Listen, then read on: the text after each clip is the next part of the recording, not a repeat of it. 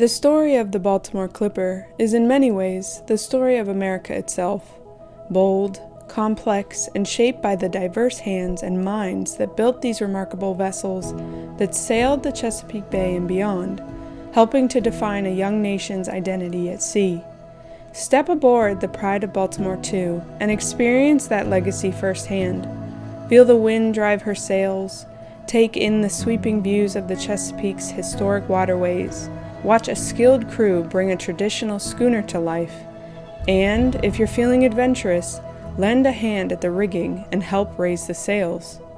As America approaches its 250th birthday, there is no better way to connect with our nation's maritime roots than aboard a ship inspired by the very vessels that helped shape its early identity and secure our independence.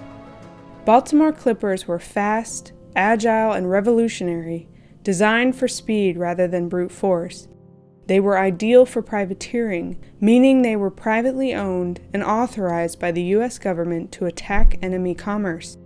Clippers featured narrow hulls, raked masts, and large sails. They could outrun most British warships, allowing them to strike quickly and escape, and were said to have done more damage than the U.S. Navy itself.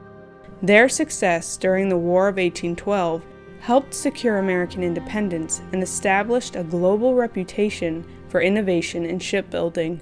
That success was made possible by a multiracial workforce centered in Baltimore's shipyards, especially Fells Point. African American shipwrights, free and enslaved, played essential roles, particularly as ship caulkers. Caulking was highly skilled work, and black tradesmen came to dominate the craft. By the mid-19th century, Baltimore's black caulkers held a near monopoly on the trade, forming associations, building community, earning steady wages, and creating rare opportunities in a society that denied them basic rights. Their high-level expertise was critical in making ships seaworthy in the midst of a booming international maritime trade. Among those shaped by this world was Frederick Douglass. Enslaved and hired out to work in Baltimore shipyards, Douglass learned the caulking trade and absorbed the knowledge of the waterfront.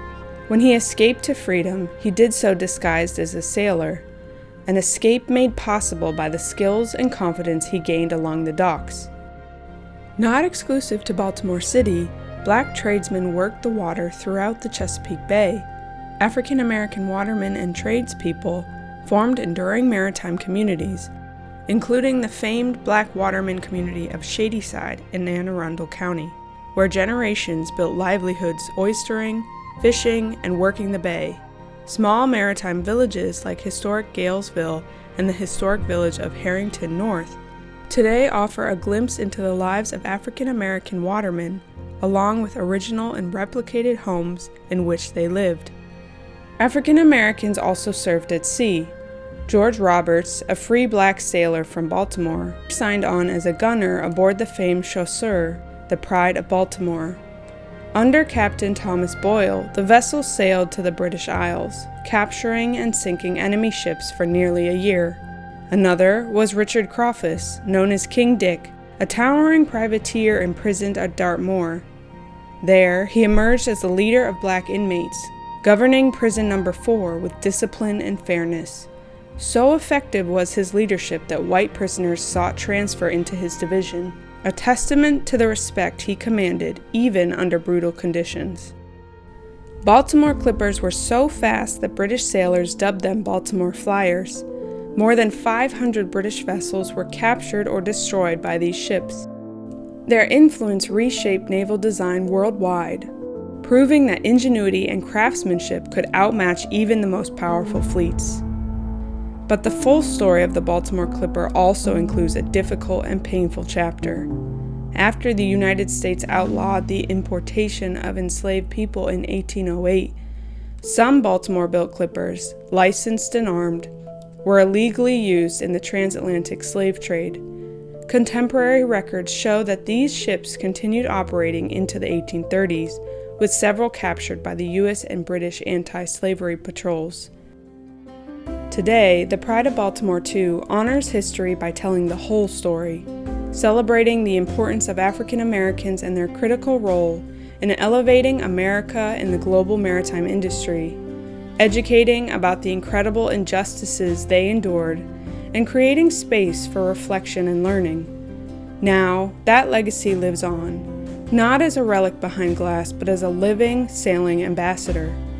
When you sail aboard the Pride of Baltimore II, you're not just buying a ticket, you're stepping into history and helping preserve it for future generations. Join us on the water. Discover the legacy of the Baltimore Clipper, its triumphs, its lessons, and its enduring place in the American story.